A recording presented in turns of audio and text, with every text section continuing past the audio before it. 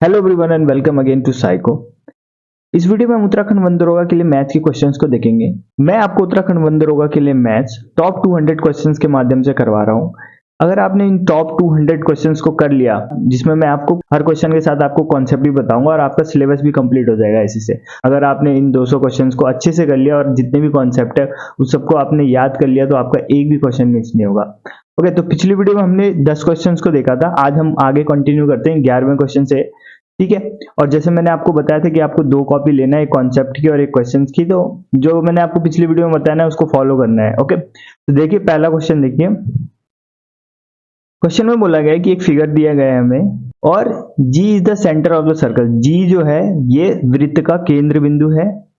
Find the angle ACB, और हमसे पूछा गया है कि A, ये वाला ACB, ये वाला है जो ACB, ये वाला एंगल पूछा गया है हमसे, और उसने दे रखा है ये एंगल AGB, ये वाला एंगल हमें दे रखा है 132 डिग्री। तो इसका आंसर है 66। अब ये मैंने कैसे कर दिया, मैंने रट रखा था तो नहीं, रट नहीं रखा था, बेसिक सा कॉन्सेप्ट है। अगर आपको कॉन्सेप्ट पता होगा तो आप भी क्वेश्चन को देख से साथ इसका आंसर कर दोगे। 1 सेकंड का क्वेश्चन है ये। ओके, 1 सेकंड का क्वेश्चन है, सिर्फ उनके लिए 1 सेकंड का जिनको कॉन्सेप्ट आता है। तो देखते हैं इसके पीछे का थ्योरम क्या है। तो आपके 9th क्लास की बुक में दिया हुआ है ये थ्योरम। देखिए थ्योरम क्या कहता है कि एक चाप मतलब कि आर्क द्वारा केंद्र पर आंतरिक कोण वृत्त के शेष भाग के किसी बिंदु पर आंतरिक कोण का दुगना होता है। जो आर्क है वो आर्क जो भी सेंटर पे जितना भी एंगल बना रहा है वो डबल होगा कहीं और पे जो एंगल बनाएगा उससे। कैसे, ऐसे समझते हैं। देखिए जैसे इस वाले को देखते हैं। आर्क क्या होता है, ये चाप होता है, इस टाइप का चाप होता है ना, उसी को बोलते हैं आर्क। तो जैसे ये आर्क है, ये वाला PQ क्या है, हमारा आर्क है। अब ये आर्क यहाँ पे कोण बना रहा है केंद्र पे, केंद्र ये है O, यहाँ पे ये बनाया इसने कोण, ये वाला बनाया, थीटा बनाया मान के चलिए। और एक यही वाला आर्क यहाँ पे बना रहा है, एक परिधि पे बना रहा है, यहाँ पे ये बनाया एक।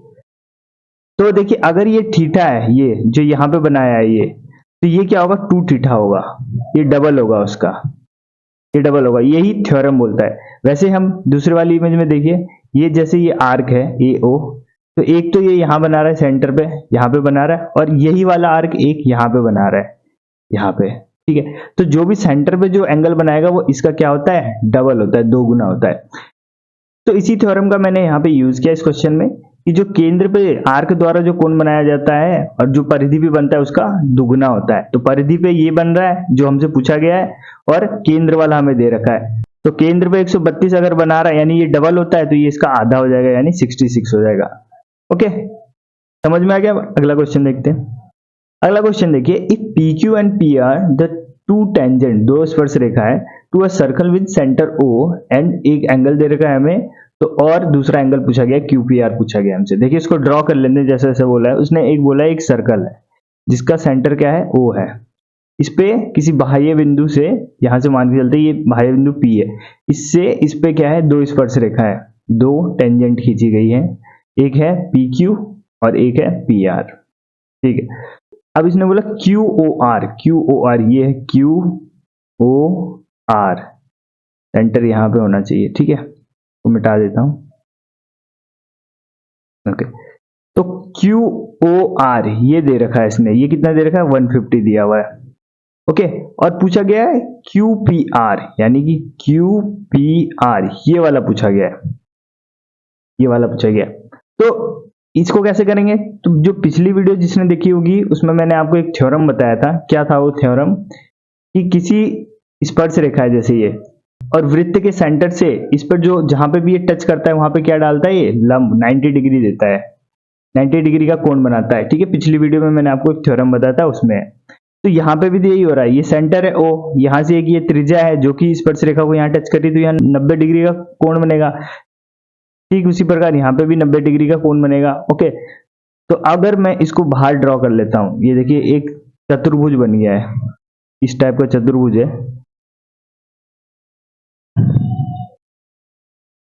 PROQ, जिसमें ये तो 90 हो गया और ये क्या हो गया, ये भी 90 हो गया, और ये कितना दे रखा है, 150 दे रखा है, और ये पूछा गया है। तो निकल जाएगा। चतुर्भुज के जितने आंतरिक कोण होते हैं सबका योग कितना होता है, 360 डिग्री होता है। ठीक है, चतुर्भुज में क्या होंगे, 4 कोण होते हैं, चारों का योग कितना होता है, 360 होता है। तो जिसमें 3 तो हमें दे ही रखा है, तो इसको ऐड कर लेते हैं, 180 और 150, 330 तो ये हो गया। अब 330 इसमें से माइनस कर देते हैं, जो भी आएगा वो आंसर हो जाएगा। कितना आया, 30 आया। 30 हमारा क्या हो जाएगा, ये वाला एंगल हो जाएगा, यानी 30 हमारा आंसर हो गया। बहुत बेसिक सा, इसमें एक थ्योरम लगा था। थ्योरम क्या है कि ये वृत्त के ऊपर अगर कोई टेंजेंट है तो केंद्र से अगर इस पर त्रिज्या डालते हैं तो वो क्या होगा, 90 डिग्री का एंगल बनाता है। ठीक है, पिछली वीडियो में बताया था मैंने। ठीक, तो इसका आंसर क्या हो गया, 30। अब इसी पे 3 क्वेश्चन है आपके एनसीईआरटी में, और मैं यहाँ बोल रहा हूँ 100% लिख रहा हूँ, 100% लिख देता हूँ। ठीक है, इन तीनों में से एक नए क्वेश्चन आपके एग्जाम में आएगा विद ऑप्शन, ऑप्शन भी सेम यही रहेगा, देख लेना आप। आपके एग्जाम में इन तीनों क्वेश्चन में से एक क्वेश्चन जरूर आएगा, तो इन तीनों क्वेश्चन को आपको करके जाना है। देखिए, पहला वाला क्वेश्चन मैं बता देता हूँ क्योंकि मैंने पिछली वीडियो में बताया है। देखिए, पहला वाला है कि एक बिंदु Q से वृत्त पर स्पर्श रेखा की लंबाई इतनी है, Q की केंद्र से दूरी इतनी है, वृत्त की त्रिज्या बताना है। यानी इसमें क्या है कि एक वृत्त है, उसका सेंटर कुछ भी मान लेते O है, और Q एक बाहर बिंदु है, ये Q मान लेते हैं, इस पे एक स्पर्श रेखा है, ये है। ठीक, स्पर्श रेखा की लंबाई दे रखी है उसने, कितना है, 24 सेंटीमीटर। Q की केंद्र से दूरी 25 है, यानी यहां से Q की केंद्र से दूरी, ये केंद्रीय हो गया, ये हो गया 25। इसको मिला लेते हैं। ठीक है, मिला लिया तो ये क्या बन गया, आप देखिए फिर से वही वाला रूल लग जाएगा इस पे कि यहाँ केंद्र से त्रिज्या जो स्पर्श रेखा को टच करेगी वहां पे 90 डिग्री का बनेगा। ठीक है, तो ये राइट एंगल ट्रायंगल बन जाएगा। यहाँ इसको इधर बना लेता हूं मैं, इस टाइप का बनेगा ये 90 डिग्री का हो गया। ठीक है, ये Q हो गया, और ये क्या हो गया, O हो गया, और ये इसको कुछ और भी मान लेते हैं, कुछ भी मान लेते हैं, P मान लेते हैं। ओके, इसकी 24 दे रखा है, ये दे रखा है 25। ओके, अब इसमें पाइथागोरस लगा के इसकी वैल्यू नहीं निकाल सकते हैं, निकाल सकते हैं। 90 के सामने वाला क्या होता है, कर्ण होता है, तो इसका 25 का स्क्वायर कितना होता है, 625। 24 का कितना होता है, 576 होता है। ठीक है, इसको माइनस कर लेते हैं, इसमें से कितना होगा, 9, 11 में से 7 गया, क्या बचेगा, 4। ओके, फिर ये आ जाएगा रूट में, और 49 किसका रूट होता है, तो 7 का होता है, तो इसका आंसर आ जाएगा 7। एक पाइथागोरस थ्योरम लगाना था, हो गया ये। अब दूसरा क्वेश्चन देखिए, दूसरा अच्छा क्वेश्चन है। देखिए दूसरा क्वेश्चन क्या बोला गया, इसमें ये एक आकृति दिया हुआ है हमें ये, और बोला गया टीपी और टीक्यू क्या है, केंद्र O वाले वृत्त पर दो क्या है, टेंजेंट खींचे गए हैं, टीपी और टीक्यू। और पीओक्यू दिया हुआ है, पीओक्यू कितना है, 110 दिया गया है। पीटीक्यू पूछा गया, पीटीक्यू वही सेम क्वेश्चन आ गया, जो मैंने अभी आपको कराया सेम वही है। तो इसको आपने खुद करना है और इसका आंसर बताना है कमेंट बॉक्स में। ठीक है, ये मैं नहीं करवा रहा हूँ। थर्ड क्वेश्चन देखिए, यदि एक बिंदु P से O केंद्र वाले किसी वृत्त पर दो स्पर्श रेखाएं खींची गई और इतने के कोण पर झुकी है, तो POA का मान बताना है। ये है, यहां से O केंद्र वाला ये वृत्त है, ये P है, P से दो PA, ये हो गया A, और ये एक खींचा गया PB, और इसके बीच का कोण दे दिया है 80 डिग्री। तो हमसे पूछा गया कोण है POA, POA है ये, इसकी वैल्यू बतानी है, इसकी वैल्यू बतानी है। तो इसको कैसे करेंगे, सेम वैसे होगा, अगर यहां से इस पे डालेंगे 90 हो जाएगा। ओके, और ये डिवाइड हो जाएगा, 80 क्या हो जाएगा, 40 में डिवाइड हो जाएगा, क्योंकि ये क्या हो जाएगा, इसका हाफ हो जाता है। तो ये हो गया 40 का, ये हो जाएगा 40 का, हो जाएगा 40 ही हो गया। अब ये ट्राइंगल बन गया एक इस टाइप का, जिसमें ये क्या है, 90 है, और ये है कितना, अपना 40 है। तो इसको निकालना है, तो 90 और 40 कितना हो गया, 130, और त्रिभुज के सभी कोणों का योग कितना होता है, 180, इसमें से घटाएंगे कितना आ जाएगा, 50। इसका राइट आंसर हो गया 50। ठीक है, ये 3 क्वेश्चन आपके एग्जाम में एक ना एक जरूर आएगा। ठीक है, एक बार इनकी अच्छे से प्रैक्टिस कर लेनी है आपको। अब देखिए next question, Ranu carries water to school in cylindrical flask with diameter 12 centimetre and height इतना दे रखा है, determine the amount of water that she can carry in the. Hindi medium वालों के लिए, रानू एक बेलनाकार बोतल में जिसका हमें डायमीटर दिया हुआ है, डायमीटर यानी कि व्यास दिया हुआ है, व्यास कितना है 12, और उसकी ऊंचाई दिया हुआ है, ऊंचाई कितनी है 21 सेंटीमीटर दिया है, उसमें वो पानी लेके जाती है। तो हमसे पूछा गया कि वो कितना पानी लेके जा रही है, वॉल्यूम पूछा गया है। तो सिलेंड्रिकल फ्लास्क है, यानी कि ये क्या है, बेलनाकार फ्लास्क है। अगर आपको पता होगा बेलन का आयतन का फॉर्मूला क्या होता है, तभी आप इस क्वेश्चन को कर सकते हो। तो आपको ये सब याद करना है वॉल्यूम के लिए। ठीक है, जितने भी फिगर जैसे क्यूब हो गया, क्यूबॉइड, कोन, सिलेंडर, स्फीयर, सब आपको पता होने चाहिए, सबके फॉर्मूले आपको याद होने चाहिए, ठीक है। तो इस सबको याद कर लेना है आपको नेक्स्ट वीडियो से पहले। सिलेंडर का रखा है क्वेश्चन, सिलेंडर का आपको पता होना चाहिए पाई आर स्क्वायर एच होता है वॉल्यूम। तो बेलन का आयतन क्या होता है, V equal to pi r square h, ये होता है, ठीक है। सारे वैल्यू हमें पता है, रख देते हैं। V इज इक्वल टू 22/7, पाई की वैल्यू कितनी होती है 22/7। आर, अच्छा इसने दे रखा है डायमीटर यानी व्यास दे रखा है, और व्यास और त्रिज्या में रिलेशन क्या होता है, जो व्यास होता है वो त्रिज्या का डबल होता है ना। यानी हम बोल सकते हैं जो त्रिज्या है ये व्यास की आधी होती है, तो 12 का आधा कितना हो गया 6, और इसका स्क्वायर करना है तो 6 गुना 6, एच कितना है 21, ठीक है। इसको सॉल्व करते 7 दिया 21 और 6 छिंग 36 हो गया, ये 22 इंटू 36 इंटू 3।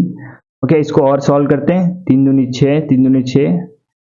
अगर मेरे पास टाइम नहीं है तो मैं यहीं से इसका आंसर निकाल सकता हूँ, क्यों, यूनिट से 6, देखिए 6 छिंग 36, लास्ट में कितना आना चाहिए 6 आना चाहिए हमारे आंसर में, और ऑप्शन नंबर सी में है सिर्फ। तो टाइम अगर कम हो तो सिर्फ यूनिट डिजिट में आप कैलकुलेशन करें, आपका आंसर आ जाएगा। ओके, और अगर आप इसको कैलकुलेट करोगे तो ये आ जाएगा आपका answer 2376 centimetre cube. Okay, next question देखते हैं। फॉर्मूले आपको याद होने चाहिए। ओके, क्वेश्चन में बोला गया कि दो ट्राइंगल है एबीसी और डीईएफ, ये दोनों क्या है, समरूप है। ओके, सिमिलर है। पिछली वीडियो में हमने सर्वांगसम को देखा था, कॉन्ग्रुएंसी को देखा था। इस वाली वीडियो में मैं आपको समरूपता के बारे में पढ़ाऊंगा, समरूपता क्या होता है, कैसे प्रूफ करते हैं और कौन सा रेशियो बनता है, वो आपको अभी दिखाऊंगा इसमें। तो बोला गया कि दो ट्राइंगल वो समरूप है। ये आपको क्वेश्चन तब समझ में आएगा, पहले आपको पता होना चाहिए समरूप होता है क्या। तो देख लेते हैं। समरूप मतलब कि एक जैसा दिखने वाला, दिखने में एक हो, भले उसका जो मेजरमेंट है वो अलग हो। जैसे ये दो त्रिभुज है यहाँ पे, ये दिखने में एक जैसे हैं, दिखने में एक जैसे हैं, लेकिन ये बड़ा है ये छोटा है। अब मैंने आपको सर्वांगसम या फिर कॉन्ग्रुएंसी में क्या बोला था कि अगर आप एक त्रिभुज को दूसरे के ऊपर रखोगे तो दोनों ढक जाएंगे, पता नहीं चलेगा। लेकिन अब अगर यहाँ पे इस छोटे वाले को मैं बड़े वाले के ऊपर रखूंगा तो क्या बड़ा वाला ढक जाएगा, नहीं ढकेगा। क्यों, क्योंकि इसका साइज क्या है, बड़ा है। दिखने में एक जैसे हैं, इसके एंगल सेम हो सकते हैं, एंगल सेम है, और जो भुजा है उनका रेशियो सेम हो सकता है, भुजाओं का रेशियो सेम होता है। यानी कि अगर ये 1:2 में है तो ये भी 1:2 में होगा, ठीक है। रेशियो सेम होगा और एंगल बराबर हो जाएगा, लेकिन जरूरी नहीं कि भुजाओं का जो साइज है ओके वो बराबर हो। इसी को बोलते हैं सिमिलर या फिर समरूप त्रिभुज। सेम शेप, जो शेप होगा उनका वो सेम होगा, दिखने में एक जैसे होंगे but not necessarily same side, पर उनका साइज क्या होगा, सेम नहीं होगा। दूसरा, कॉरेस्पॉन्डिंग एंगल आर इक्वल। अब देखिए सिमिलरिटी कैसे प्रूव करते हैं कि इसके या तो एंगल लगा दो इसमें, यानी कि जो इसके दो एंगल हैं वो सेम होने चाहिए, दो कॉरेस्पॉन्डिंग एंगल आर इक्वल। जैसे ये एंगल एक्स और जेड ये दोनों अगर सेम है तो ये क्या होगा, समरूप हो जाएगा। और तीनों एंगल अगर इसके बराबर है तो अभी भी ये समरूप हो जाएगा। वैसे तो दो एंगल से भी हम समरूप उसको प्रूव कर देते हैं, ठीक। फिर हम साइड से भी कर देंगे। अगर तीनों साइड अगर सेम रेशियो में है, यहाँ पे ध्यान देने वाली बात यह है कि तीनों साइड बराबर नहीं है, रेशियो में है। यानी देखिए मैं समझाता हूं आपको, सर्वांगसम में हमने पढ़ा था कि तीनों एंगल उसमें क्या होते हैं, बराबर होते हैं। ये एंगल इसके बराबर होगा, यानी अगर ये 5 होगा तो ये भी 5 होगा, ये था। पर यहाँ पे ऐसा नहीं है, यहाँ पे है कि रेशियो सेम होना चाहिए। मान के चलिए ये 4 है, ये 2 है और ये आपका 6 है, तो इधर क्या होना चाहिए, ये होना चाहिए 2, ये होना चाहिए 1 और ये होना चाहिए 3। अब रेशियो निकाल लीजिए आप, जैसे इन दोनों का रेशियो निकालेंगे तो 4/2 आएगा, और इन दोनों का निकालोगे तो आप कितना आएगा, 2/1 आएगा। अब इसको काटोगे तो तभी भी 2/1 आएगा, ये भी 2/1 आएगा, यानी रेशियो बराबर है। ओके, तो साइड मतलब कि तीनों जो साइड है उसका रेशियो बराबर होगा, तब उसको हम बोल सकते हैं कि समरूप है।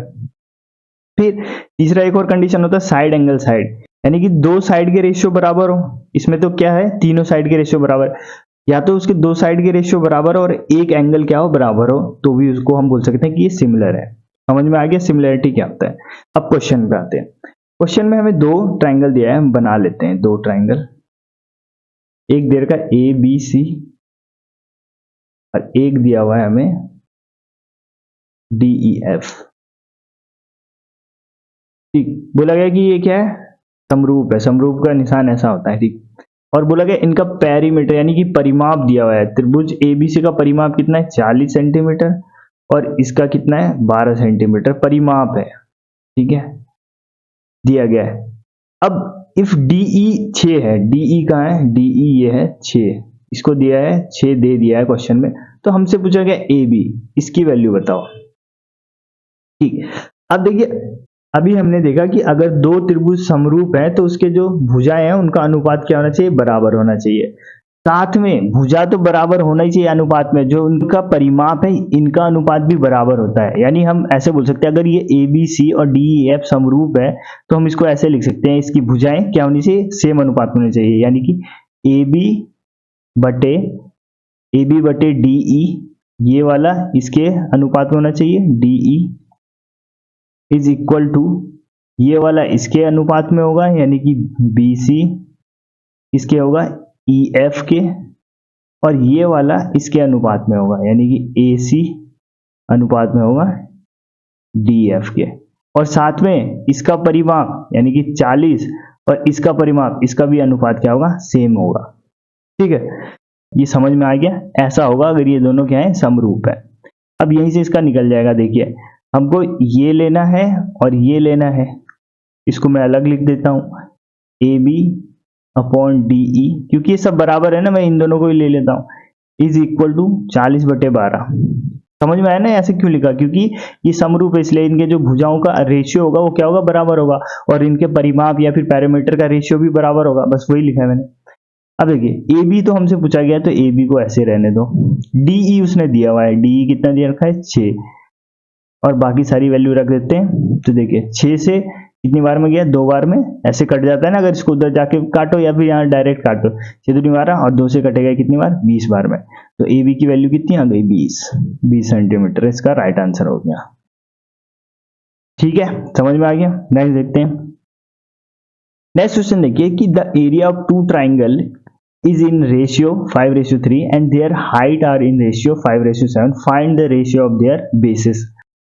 क्वेश्चन में बोला गया कि दो त्रिभुज है जिनके क्षेत्रफल का अनुपात 5:3 है, ये क्षेत्रफल का अनुपात है, ओके, एरिया का, और उनकी ऊंचाई का अनुपात कितना है, 5:7 है। तो पूछा गया है कि आधार का, बेस का कितना होगा अनुपात। तो त्रिभुज के क्षेत्रफल का फॉर्मूला क्या होता है, 1/2 बेस इंटू हाइट, आधार गुना ऊंचाई, ये होता है। ठीक है, अब देखिए उसने दे रखा है ना कि दोनों त्रिभुज के क्षेत्रफल का अनुपात है, तो क्षेत्रफल के अनुपात से करते हैं 1/2। पहले त्रिभुज का मान लेता हूं बेस b1 है और हाइट h1 है, और दूसरे त्रिभुज का मान लेते हैं बेस b2 और हाइट h2 है। अब उसने बोला है ना क्वेश्चन में कि इन दोनों का अनुपात, उनके क्षेत्रफल का अनुपात कितना दे रखा है, इसने दे तो रखा 5/3, तो ऐसे लिख सकते हैं इसको। ठीक है, 1/2 से 1/2 कट गया, ठीक, तो b1 इंटू h1 और b2 into h2 is equal to 5/3, ये आ गया। अब उसने इनके हाइट का भी अनुपात दे रखा है, h1 अपॉन h2 की वैल्यू दे रखी है इसने कितना, 5:7 दे रखा है, तो इसको भी रख सकते हैं यहाँ पे b1 इंटू h1 की जगह 5 रख सकते हैं, क्योंकि उसने रेशियो में पूछा है इसलिए हम इसको डायरेक्ट वैल्यू रख सकते हैं, वरना इसके साथ x लगाना पड़ता है।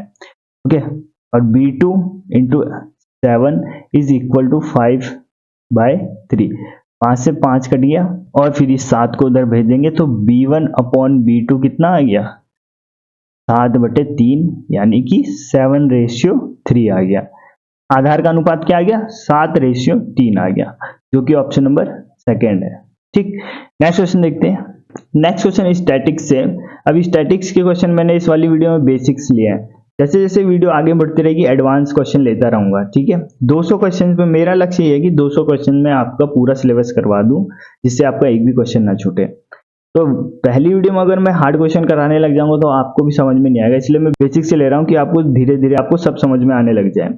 देखिए इस क्वेश्चन में क्या बोला गया है, यदि एक कक्षा में 10 छात्रों के अंकों की तालिका में व्यवस्थित किया जाता है, नीचे दिया गया है एक अंक तालिका दिया है, इसमें 10 छात्रों के अंक दिए गए हैं, तो उनके अंकों की सीमा क्या है, रेंज पूछा गया है।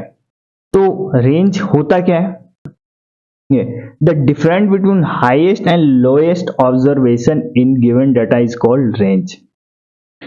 सबसे बड़ी ऑब्जर्वेशन और सबसे छोटी ऑब्जर्वेशन के बीच का अंतर निकाल देंगे हम, तो वही रेंज आता है।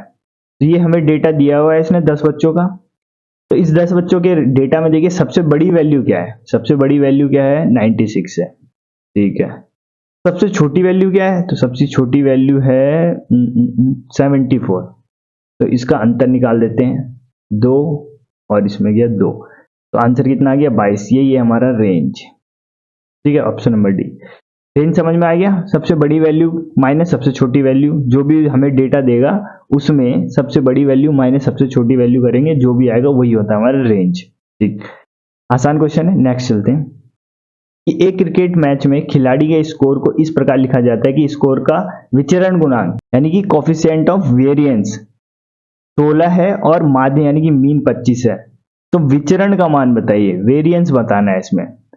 इसमें हमें दे रखा है कोफिशिएंट ऑफ वेरिएंस दे रखा है और हमें दे रखा है माध्य यानी कि मीन वैल्यू दे रखा है। कोफिशिएंट ऑफ वेरिएशन कितना दिया हुआ है इसने 16, और जो माध्य दिया हुआ है इसने कितना दिया है 25, और पूछा गया है वेरिएंस पूछा गया है, वी पूछा गया है। तो इसका फॉर्मूला आपको अगर पता होगा तो आप चुटकी में निकाल दोगे। फॉर्मूला क्या होता है, पहले फॉर्मूला देखते हैं। फॉर्मूला देखिए, ये होता है coefficient of variance is equal to standard deviation upon mean into 100। पहला फॉर्मूला ये होता है। दूसरा फॉर्मूला होता है वेरिएंस का, ओके, विचरण का फॉर्मूला कि स्टैंडर्ड डेविएशन का स्क्वायर। ठीक, अब देखिए इसमें बहुत, अगर आपको ये फॉर्मूला पता है तो आप बहुत सारे टाइप के क्वेश्चन कर लोगे, क्योंकि इसमें अलग अलग चीज पूछता है। आपको वो वेरिएंस दे देगा और बोलेगा स्टैंडर्ड डेविएशन बताओ, एसडी बताओ, तब इसका फॉर्मूला क्या हो जाएगा, अंडर रूट वेरिएंस हो जाएगा, है ना, ये स्क्वायर उधर चल जाएगा। तो ये दोनों फॉर्मूले आपको पता होने चाहिए, बहुत बेसिक बेसिक क्वेश्चन बनते हैं और आपके एग्जाम में भी ऐसे क्वेश्चन आएंगे, फॉर्मूला बेस्ड क्वेश्चन आएगा। ठीक, तो जितने भी फॉर्मूले आपको कंठस्थ होने चाहिए, याद होने चाहिए। तो पहला ये हो गया, दूसरा हो गया। अब देखिए उसने हमें दे रखा कोफिशिएंट ऑफ वेरिएंस, ये दिया हुआ है, और माध्य भी दिया हुआ है यानी कि मीन भी दे रखा है, तो मीन यहाँ दे रखा है। यहाँ से हम स्टैंडर्ड डेविएशन निकाल लेंगे, फिर स्टैंडर्ड डेविएशन को यहाँ डालेंगे तो हमें वेरिएंस मिल जाएगा। ठीक है, निकालते हैं। कोफिशिएंट ऑफ वेरिएंस कितना दे रखा है, 16 is equal to standard deviation को एसडी लिख देता हूं मैं, डिवाइडेड बाय मीन। मीन कितना है अपना 25 और इंटू 100, 25 और 100। ठीक, स्टैंडर्ड डेविएशन निकालना है, इसको इधर भेज देंगे, मतलब डिवाइड में आ जाएगा, 4 चौक 16, एसडी की वैल्यू कितनी आ जाएगी 4। स्टैंडर्ड डेविएशन कितना आ गया 4। अब इस स्टैंडर्ड डेविएशन को यहाँ पे रख देंगे तो वेरिएंस आ जाएगा। तो वेरिएंस कितना आ गया, स्टैंडर्ड डेविएशन 4, 4 का स्क्वायर यानी कि 4 चौक 16 आ गया हमारा answer. Option number C correct है। ठीक है, समझ में आ गया, बहुत इजी क्वेश्चन था। अब इजी उनके लिए जिनको फॉर्मूला आता हो, तो फॉर्मूले पे आपकी पकड़ होनी चाहिए। नेक्स्ट क्वेश्चन देखते हैं। If the difference between the mod and median is 2, then find the difference between median and mean। बहुत अच्छा क्वेश्चन है और इसी टाइप का एक क्वेश्चन आपके एग्जाम में जरूर मिलेगा, बिल्कुल 100% गारंटी के साथ बोल रहा हूँ। इस फॉर्मूले पे आपके एग्जाम में एक नए क्वेश्चन जरूर मिलेगा। ये फॉर्मूला है हमारा मीन, मीडियन और मॉड के रिलेशन का फॉर्मूला है। क्या होता है फॉर्मूला, देखिए कि बहुलक बराबर 3 माध्यक माइनस 2 माध्य, यानी कि मॉड बराबर 3 into median minus 2 into mean. ये फॉर्मूला भी आपको याद करना है, बहुत इंपॉर्टेंट फॉर्मूला है, इससे क्वेश्चन जरूर मिलेगा आपके एग्जाम में। देखिए इसी फॉर्मूले पे बेस्ड है, बोला गया है कि the difference between mod and median is 2। Okay, बहुलक और माध्यक के बीच का अंतर कितना है, 2 है। ठीक, और क्वेश्चन में पूछा गया माध्यक और माध्य के बीच का अंतर कितना होगा, देखिए तो मीन और मीडियन के बीच का अंतर कितना होगा ये पूछा गया है। देखिए कैसे होगा, उसने बोला, जो उसने बोला लिख देते हैं कि मॉड और मीडियन के बीच का अंतर कितना है, 2 है। ठीक है, तो यहां से अगर मैं मॉड की वैल्यू निकालूं तो मॉड की वैल्यू कितनी हो जाएगी, 2 प्लस मीडियन हो जाएगा ना, ये वहां चल जाएगा, प्लस का हो जाएगा 2 प्लस मीडियन। अब इसकी जगह मैं ये वैल्यू रख सकता हूं 2 प्लस मीडियन रख देते हैं, into 3 into median minus 2 mean तो है अपना।